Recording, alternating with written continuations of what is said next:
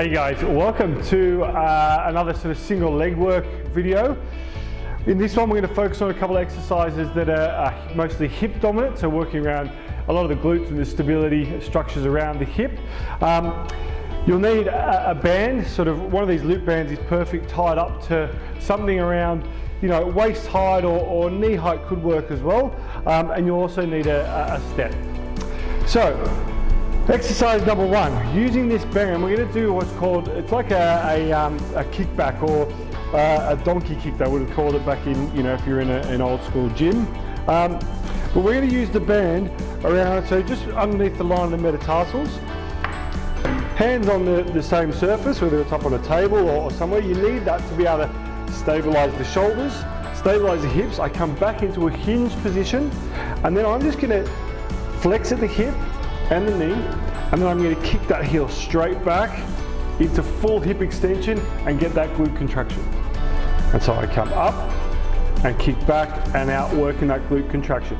I've got to make sure with this as I go back that I don't arch my back. So one of the things I need to do, go through your bracing sequence. Externally rotate the shoulders, bring that rib cage down, tighten up between here, slight external rotation of the leg so I'm nice and stable, and I really sort of isolate that single leg movement from that hip back, hold that contraction.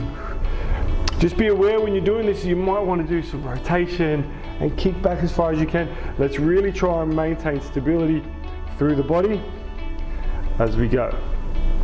Changing legs after about, 8 reps, or about 20-30 seconds of good slow work, up and out. Really kick back, focusing on once you get that full extension, glute contraction here, hold, come down, you feel the hamstrings working as well. Then we move to our step. So we're going to do just a single leg step up, the focus being on driving up from the hip. Now, if I come and stand on the step and I just step straight up with my chest up like this, what happens is the joint that takes most of the force is the knee. That's fine. If I step up like this, that's how far forward my knee has to go for me to get my center of mass over the foot and up.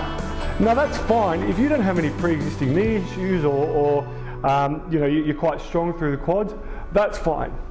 If, however, you have knee issues and you're not used to, and you don't feel comfortable driving up and down. So if someone's got patellar issues, stepping up and down, particularly down when they come down like that, putting that force through the knee there can be really painful. So what we try and encourage is using those hips to drive the movement. All that strength of those glutes that we're constantly banging on about in here, that's what should drive the movement. So to help that, let's hinge back a little bit. So now we've hinged back, we sort of start to load up the structures around the hip. We now bring our center of mass forward, and now I've got support from the knee, but I'm mainly going to drive up through hip extension. So from here, I drive up using the hips back and down, up and down. Now the challenge here is to see if you can go down and up as slowly as each other. So as you drive up, you should be able to control. Once you feel your weight's off this back leg and on that front one, try and avoid that knee buckling in. And we use this hip, nice stability from the glutes there to come up. And then see if you can come back. So I load the hip up first, down, and maybe I go flat-footed. If you can only get to your toe, that's fine. Then change sides. Up. I'm really looking for control from that hip rather than staying upright and just relying on the knee and ankle joints to provide all the range. With this one, after the first round, you may want to also work a side step up. So from here, I can come onto the side of the step. This way, I'm facing forward. And what I need to do, so same principle here, if I just go straight over there, you can see in this camera that my knees is taking all the load there because it's the joint that's bent. So to come up, it has to do all the work, all that force is going through there, as opposed to kick my hips back, I now shift my weight over. Now the hip does all the driving work, all the grunt work, and that knee just plays more of a supportive role.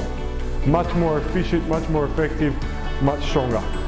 Same thing other side, hips back and down, hips back and down. Now last one, you've done sort of a bit of hip extension and push work through there, bit of stability work on the step. Now practicing that hip hinge, so single leg hinging. So when we hinge, hips back and forward. And let's see if we can now go hips back and forward, but driving the movement, initiating the movement with that leg going back. This hip's doing all the work. I'm hinging, nice neutral spine, and then I come back up. Hinge back and forward. Hips back and forward. 4 or 5 each side, same as before. Just work, set yourself a little timer, and maybe work 30 seconds, 45 seconds on each leg. Move through your exercises. Great little routine for single leg hip stability and strengthening work. See you in the next video.